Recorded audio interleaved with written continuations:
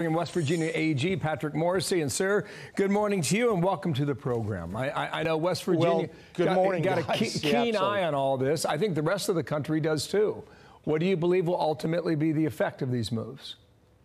Well, I think they're really destructive to the American economy. And I think it's important for everyone watching to have a little bit of context here.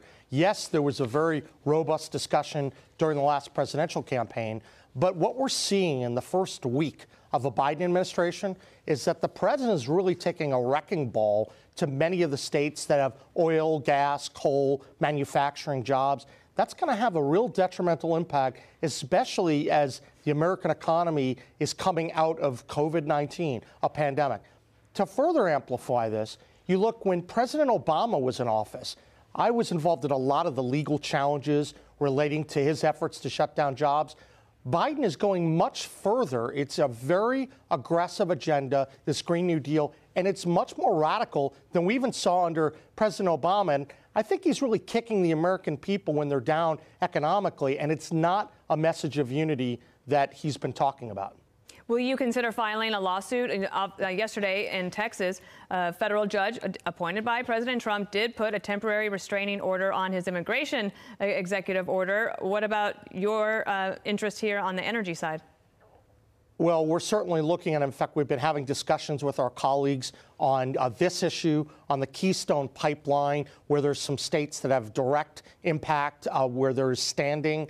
And so we're looking at probably 3 or 4 initiatives, but we have to see the details for the regulations. We don't even have the language yet. But yes, we are going to defend America. That's what Republican attorneys general do. And we're going to make sure that we will be that last line of defense against some of these policies. But I do think Americans need to focus on the difference between the rhetoric, the preaching of unity, and how radical these policies are. When you go a lot further than Barack Obama, you're not talking about a moderate president. Now, have you talked to Joe Manchin about this? He's a senator from your state. You know, I know that Senator Manchin is going to be looking at a lot of these issues. I would hope that Senator Manchin, in his role as chair of the Energy Committee, is going to hold the administration to task. But I haven't spoken about this specific issue with him. But we will be weighing in. I think that Senator Capito has been talking about this, weighing in against President Biden's executive actions. I think it's important that we have unity. By the way, not just from West Virginia. New Mexico is in the crosshairs right now, and I'm hopeful. I'm going to reach out to folks in New Mexico and some of the other states that are disproportionately affected in terms of federal lands. Let's put up on the screen how the energy industry is thriving or trying to thrive there in West Virginia. It's ranked 5th among the states. Total energy production is 5% of U.S. total. I have a question for you just outside of just even the law. Obviously, you talk to your friends, your constituents, your citizens there in the state. How do they feel about being kind of whipsawed, administration to administration, when they're just trying to do their jobs?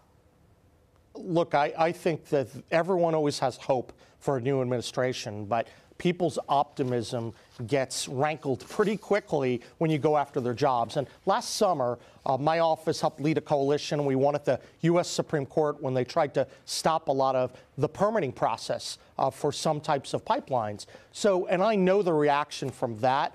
This is just going much, much further. And I think that a lot of people who wanted to give President Biden a chance are beginning to see there are real radical policies here, and there better be a sense of matching the rhetoric to the actions. But so far, I don't think he's off to a good start. Excellent point you make there. Thanks for coming on. We'll watch the effect there in West Virginia. You mentioned New Mexico. I put in Wyoming, Dana's birth state. Yeah. I put in Pennsylvania, North Dakota, Utah, Absolutely. and on the list goes. Montana? Montana. Are we forgetting any? Probably. Colorado. Thank you, sir, very much, and we will speak again soon. Patrick Morrisey.